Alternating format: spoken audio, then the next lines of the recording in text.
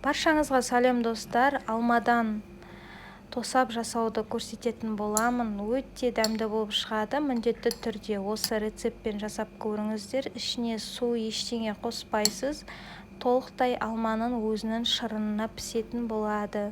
Міндетті түрде жасап көріңіздер достар. Менде мына жерде әртүрлі сорттағы алмалар. Біреуі қатты алма, біреуі жұмсақ алма. Осындай әртүрлі сорттағы алмалардан да біркелкі етіп варенье, яғни тосап жасауға болатынын көрсетемін. Осындай артық жерлерін, шіріктерін барлығын алып тастайсыздар, құрт түскен жерлерін барлығын, және жып-жұқа қылып кесіп шығасыздар. Тосапты дайындаған кезде ең басты қағида ол асықпау қажет. Кейбір адамдар тосап дайындаған кезде ішіне су қосып жібереді деп бір қайнатып жауып тастап жатады. Олай жасаған дұрыс емес. Міндетті түрде алмадан тосап жасаған кезде ешқандай асығыстық болмауы қажет.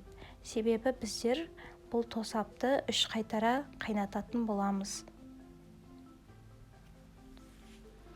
Достар, менің арнама тіркеліп, лайк басып, комментария жазуды ұмытпаңыздар. Қазақша контенттің дамуына өз үлестеріңізді қосып кетіңіздер. Қант саламыз. Менде барлығы алдын ала өлшеніп тұрған. Енді бұл тосапты мен бір түнге қалдыратын боламын. Немесе 6-7 сағатқа қалдыруларыңызға болады.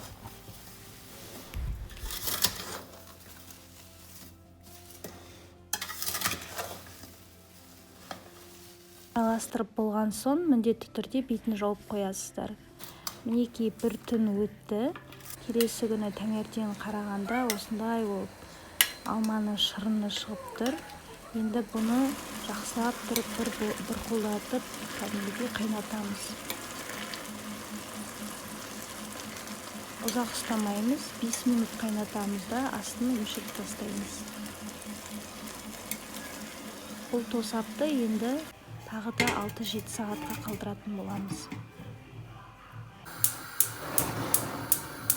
Мінекей арада 6-7 сағат өтті. Енді бұл тосапты қайтадан қайнататын боламыз. Байқасаңыздар, бізде тағы да шырын бөлінген. Ешқандай да су қоспаймыз. Тағы да айта кетейін. Бұл алманың өзінің шырыны. 6-7 сағат қойғаннан кейін міне біздің алмаларымыз осындай мармелад сияқты түссіздеу болып шығады.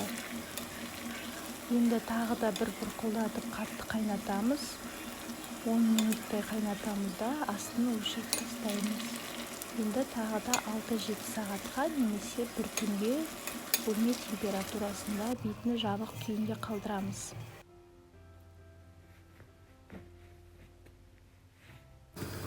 Мінекей достар, бізді 3-ші қайтара қайнататын боламыз. Міне уже алмаларымыз бізде кішірейді, шырынымыз көбейді. Осындай болуы қажет.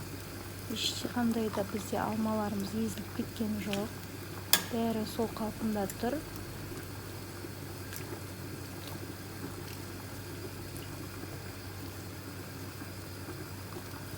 Осы аралықта біз банкаларымызды дайындап қоямыз.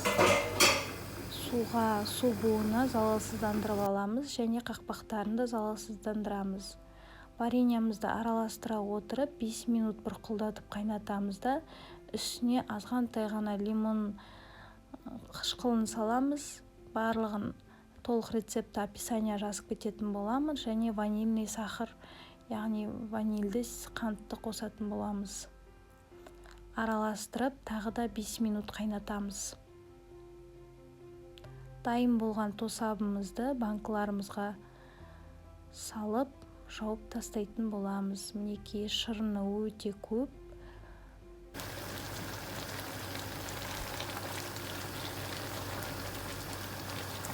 Байқасаңыздар, біздің алмамыз ешқандай да езілген жоқ.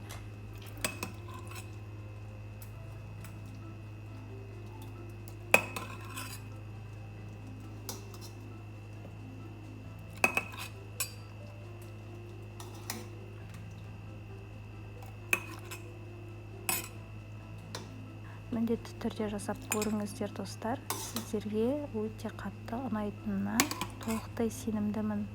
Себебі бұл біздің үйдегілердің барлығының сүйіп жейтін тосабына айналды. Өте керемет болып шығады, дәмі де ерекше. Шаймен әсіресе өте керемет кетеді.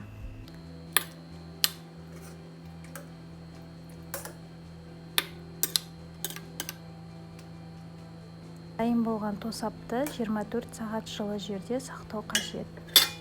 Баршаңызға ас болсын.